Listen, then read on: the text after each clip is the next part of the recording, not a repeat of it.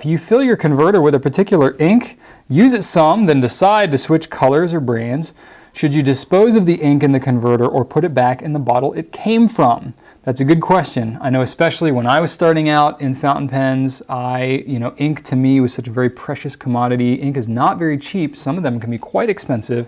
And if you fill the converter all the way, write with it a little bit and kind of change your mind or want to change colors or whatever, you can dump it back in the bottle. Really, as long as you're maintaining your pens regularly, there's not too much of a problem with doing that. Technically speaking, there is contamination that could happen because as your pen is going about, moving about the world, you could get paper fibers in there, you can get dirt, you can get dust, you can get all kinds of other things that can get up on the pen. And as you're dumping it back out into your bottle, technically you are contaminating that bottle with all that kind of stuff, and over time could make the ink kind of gross.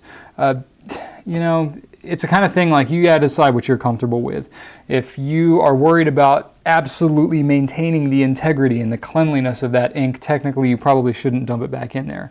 But if you have a real habit of just using a little bit out of your converter and having a ton of ink left over, you're really gonna dump that every time. I would say if you over time you'll learn your habits of the way that you like to write, and if you like to sample a lot of different inks, maybe don't fill your converter all the way. That way you don't have as much to dump.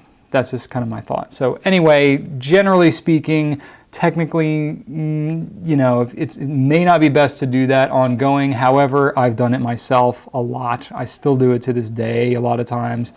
If there's a little bit of ink left in there, I won't bother, but generally I don't have a problem. I haven't personally seen any problems as of this point from me doing that. So do whatever you feel comfortable with.